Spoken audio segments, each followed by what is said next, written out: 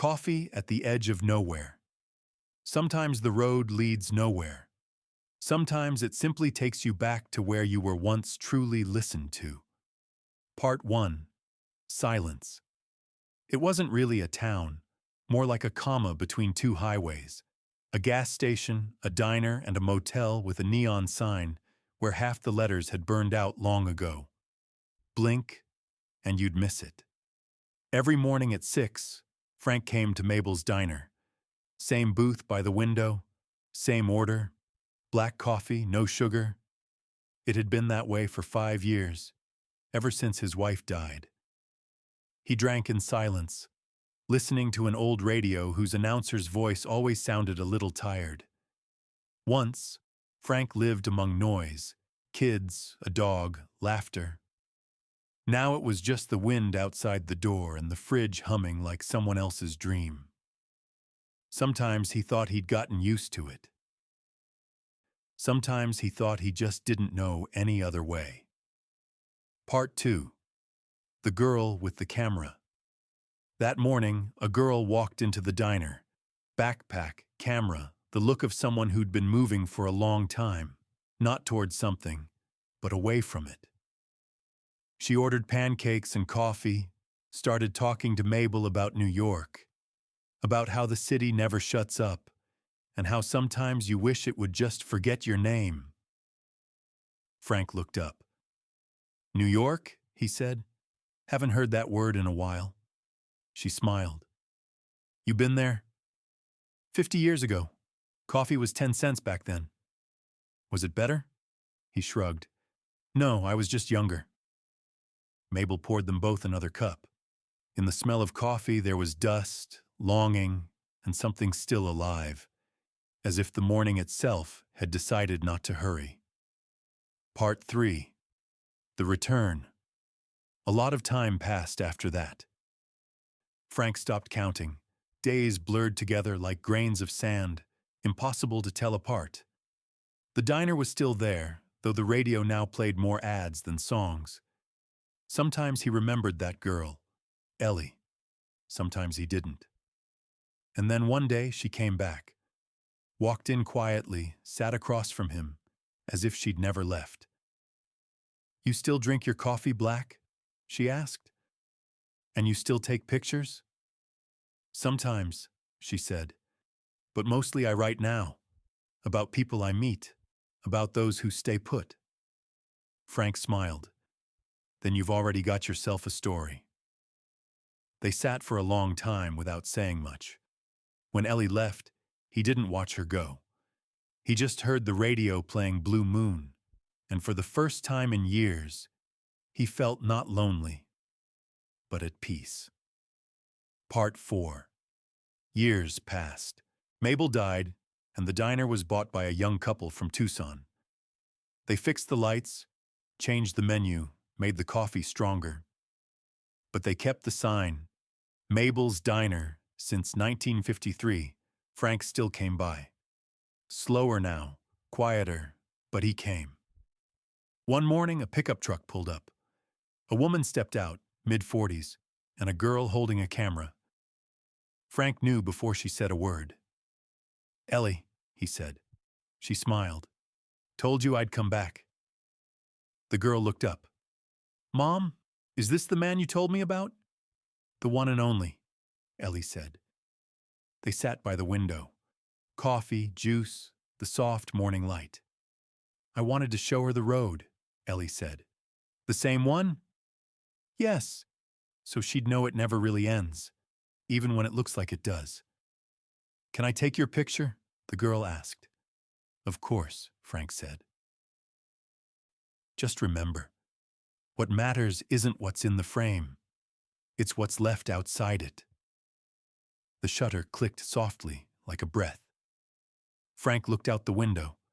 The road stretched out, silver, hot, endless, and he thought, maybe every road has someone who waits, someone who makes it just a little shorter, when someone finally comes back. Part 5. The girl who returned. After that morning, Ellie came back from time to time. Once a year, sometimes less. Sometimes alone, sometimes with her daughter, sometimes just passing through, stopping for coffee, saying nothing. They never planned it. Somehow, the road just kept bringing her back. Frank stopped being surprised. He'd learned that the things meant to happen usually arrive quietly. One autumn afternoon, when the leaves were falling in lonely bursts across the asphalt, he sat by the window as always. The girl, now nearly grown, came in first. She smiled. "Mom couldn't make it," she said. "She's in Denver, an exhibit. But she asked me to tell you something." "What's that?" "That you're still here." Frank chuckled. "Looks that way." She pulled out an old camera, the same one from her childhood. "Remember what you told me? That what matters is what's outside the frame?" "I remember.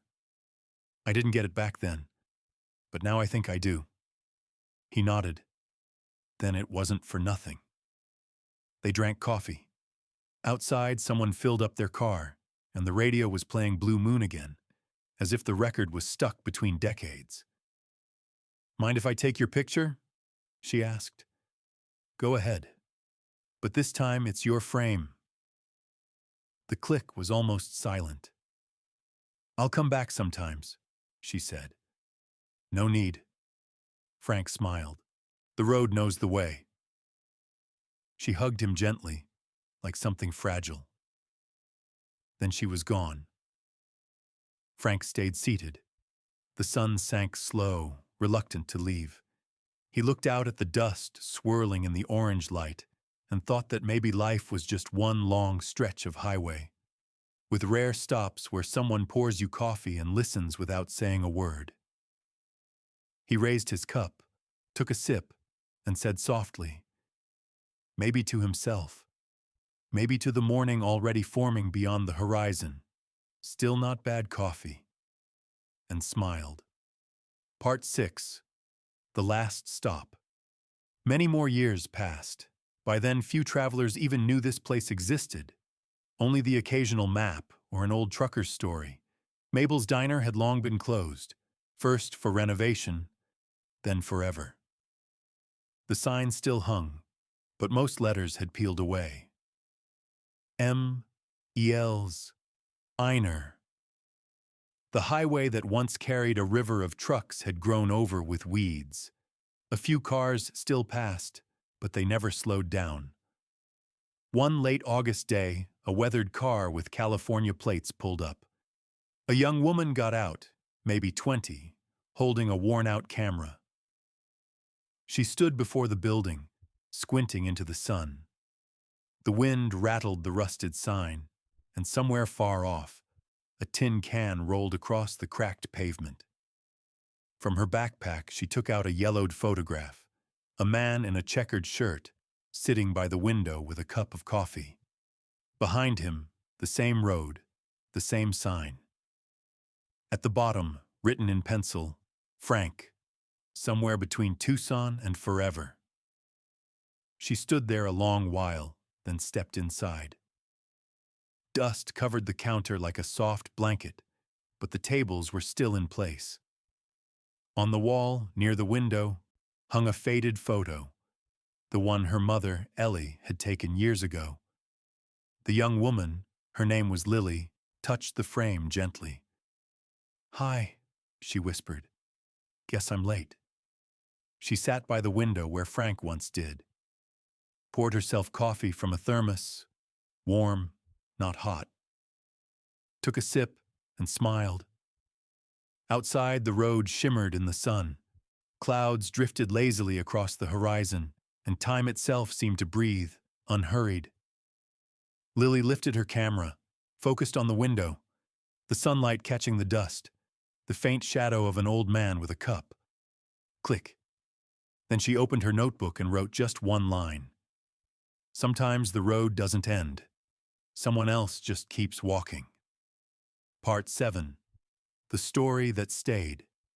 A year later, Lily came back. She'd finished college, lived by the ocean now, and wrote short stories about people nobody remembered, but who somehow left a trace anyway.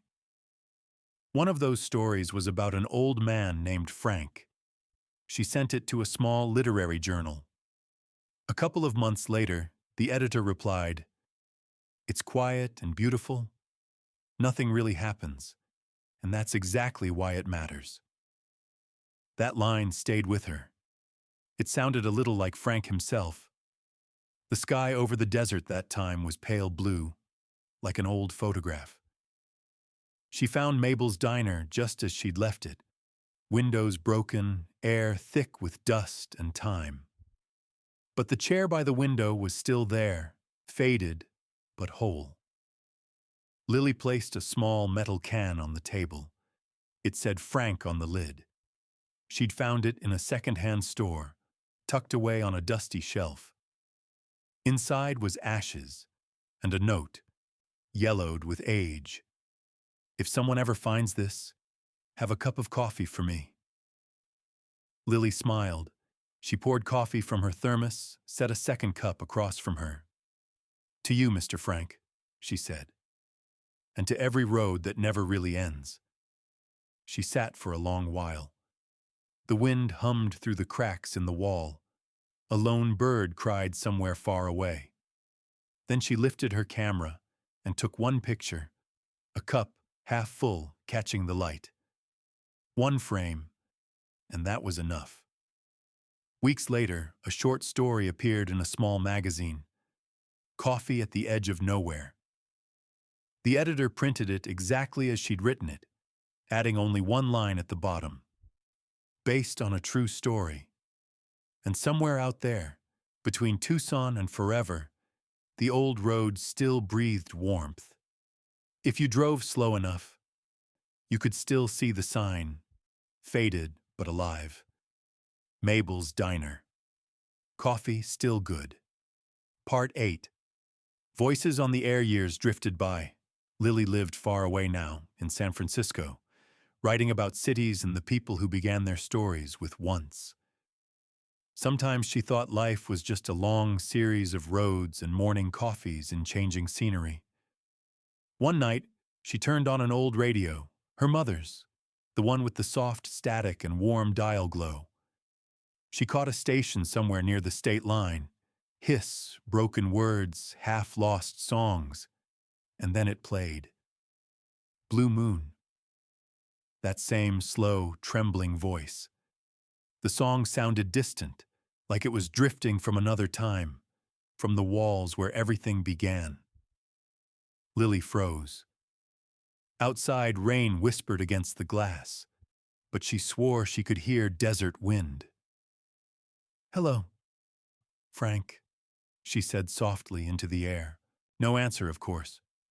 But the radio crackled, and for a second it almost sounded like someone laughing, low, calm, just like before, by the window.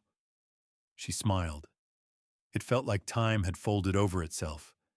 Quiet, seamless. A week later, she packed a bag and drove out again.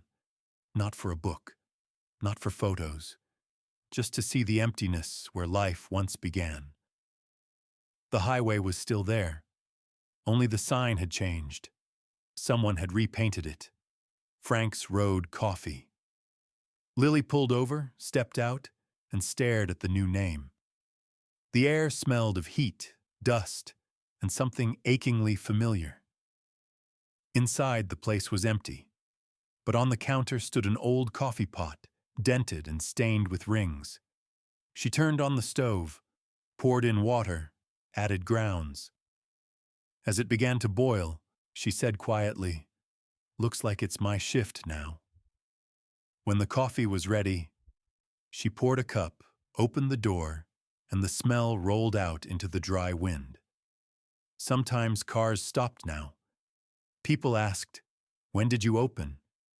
She'd smile and say, "Since the very beginning. You just hadn't stopped by before." In the evenings, she'd turn on the radio, and somewhere around 107.2, Blue Moon would play again. She knew it was just an old recording, but every time, it felt like someone was still listening, and everyone who tasted that coffee thought the same thing. Strange place, nowhere, and somehow alive. Part 9. The Letter. No one expected that spring the desert bloomed for the first time in years. And one morning, Lily got a letter, a real one, paper and ink, marked "Return Address Unknown." Inside was a photograph, Mabel's diner, but not in ruins. The windows clean, the sign shining new, and behind the counter stood her, wearing an apron. Someone had taken the picture from across the road. On the back, in shaky handwriting, it said, "Coffee's still good. Thanks for staying." No name, no date. Lily sat for a long time, staring at the photo, wondering if it was a joke, a coincidence, or maybe just the road's way of speaking. That night she couldn't sleep. She sat by the window, listening to the city, distant, indifferent, alive. Then she took her old camera, the one warm from years of use, and took a picture of her own reflection in the glass. Her face, the streetlights, a cup of coffee on the sill. On the film edge, she wrote, "Somewhere between Tucson and forever." And she knew then that everything had come full circle, that a road isn't a place. It's the habit of returning to where silence once felt like home. A week later, she left again. No address, no plan. Just a map and the old coffee pot in the trunk. At the city's edge, the radio caught the same signal, and Blue Moon drifted through the static, like someone had turned on a memory. Lily turned up the volume and smiled. For a moment, she could almost hear a voice beside her, quiet and amused. "So, shall we?"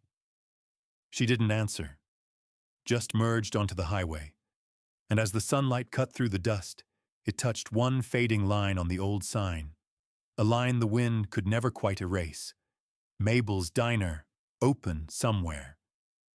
Part 10. The legend of the road, many years passed. So many that even the old maps forgot the place. Mabel's Diner was gone for good. The wind had blown out the windows. Sand filled the doorway, and the sign had fallen, swallowed by dry grass.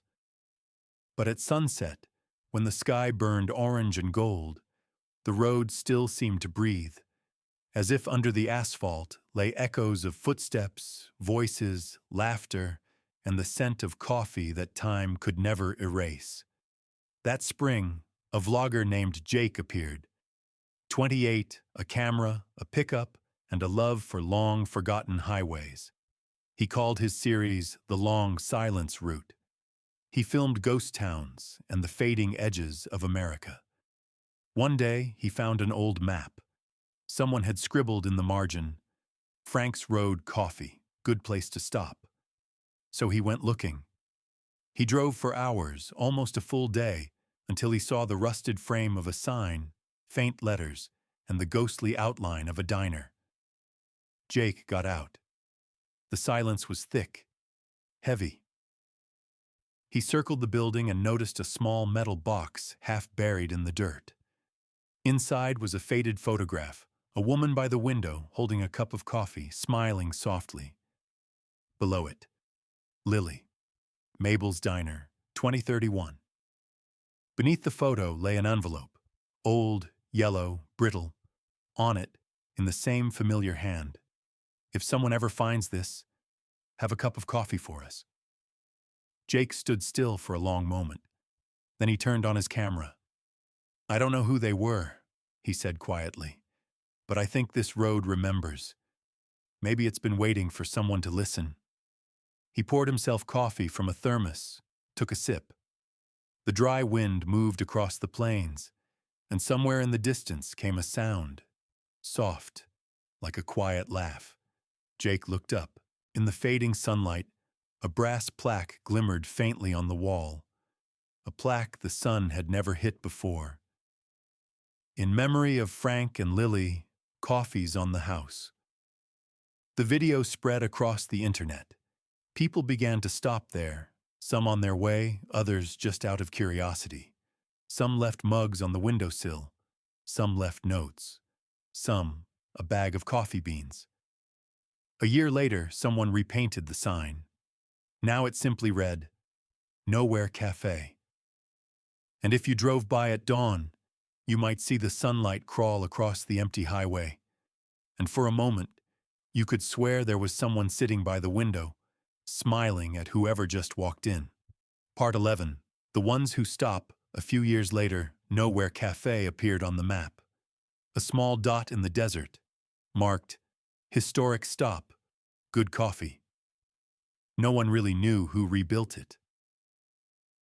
Some said a young man bought the ruins and parked a trailer there, filling it with an old coffee pot he'd found under the floorboards.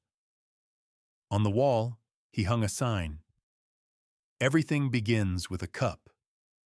Travelers came sometimes, truckers, tourists, and sometimes just people who needed quiet.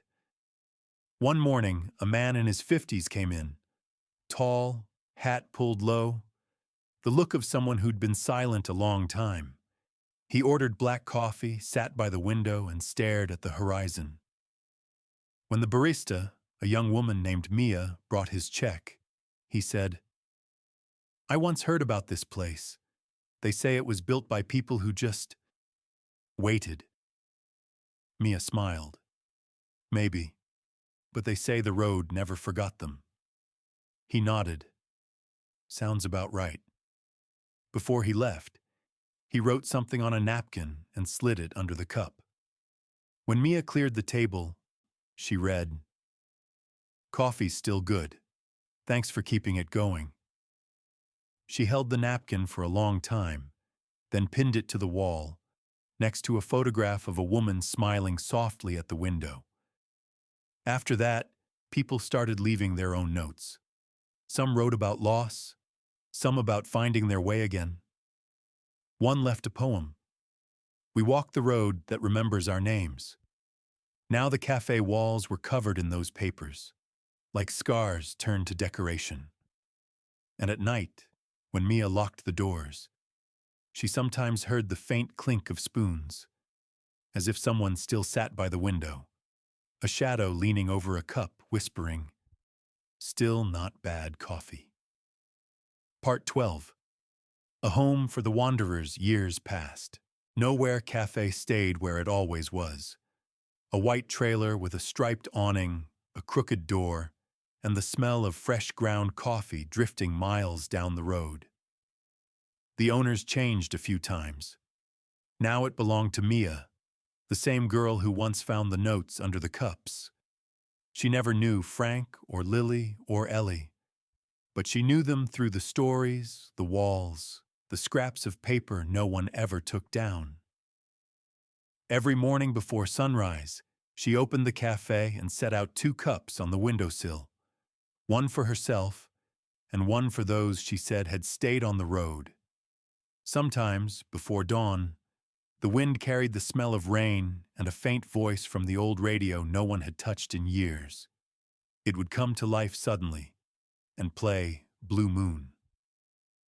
Mia never turned it off.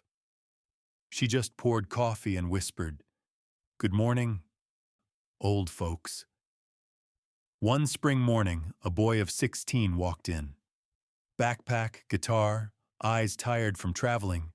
He sat by the window, ordered coffee, stared at the road. Where you headed? Mia asked. Don't know, he said. Just going. Then you're in the right place. He smiled. People say stories come true here. They don't come true, she said. They just find who they belong to. The boy took out a notebook, sketched something, and left the page on the counter. It showed an old man with a cup and a girl by the window. Underneath, he'd written, Coffee at the edge of nowhere, to be continued. Mia pinned it to the wall beside the others. There were hundreds of them now. Names, drawings, pieces of journeys. That evening, she stepped outside. The sky was heavy with sunset, red and gold. For a moment, she thought she saw them. A man in a checkered shirt, a woman with a camera, and a young girl carrying a guitar. They walked slowly down the road, bathed in the last light, like people heading home. Mia smiled softly. "Coffee's gone cold," she said, "but the place is still warm."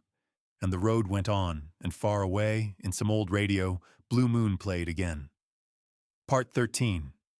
Where the road becomes the sky, years later, the desert changed. It grew gentler, softer. Sometimes it even rained, and the earth smelled like old coffee. Bitter, but warm. Nowhere Café was still standing. Mia had grown older, hair silver, hands thin as the pages of a well-worn book. But every morning, she still placed 2 cups on the windowsill. One for herself, one for whoever might stop by in spirit. Fewer travelers came now. The new highway bypassed the old one, but every so often, someone still appeared. A photographer, a trucker, a wanderer. They'd sit, sip quietly, and stay longer than they meant to. Mia never asked much. Just one question. "Been on the road long?" If they said yes, she'd smile and reply, "Then you're right on time." One evening, an old car pulled up. A woman stepped out, tall, glasses, face marked with miles and years. "My mother used to tell me about this place," she said. Mia nodded. "Then you must know Lily." "I do," the woman said. "I'm her daughter." They drank coffee for a long time in silence. Outside, the sun melted into the horizon, and the road blurred into light. Before leaving, the woman handed Mia an envelope. She wanted this to come back, to where it all began. Inside was a photograph. Frank and Ellie, young on the day they met. On the back, "Sometimes all we need is a place to stop." Mia pinned it high on the wall, where morning sunlight touched first. Then she turned off the lights, opened the door, and looked out at the sky. At the edge of the horizon, the road faded upward into a thin silver line. And for a heartbeat, she thought she saw them. 3 figures walking slow. A man, a woman, and a girl with a guitar. They smiled and waved, as if to say, "We're here. Everything's fine." A few years later, the café closed for good. Where it once stood, there's only dust, dry grass, and the faint smell of coffee after rain. But travelers still swear that at sunrise, if you stop at that stretch of highway, you can hear a faint melody. Blue moon, soft as breath. And somewhere, a woman's voice says, "Good morning. Coffee's still good."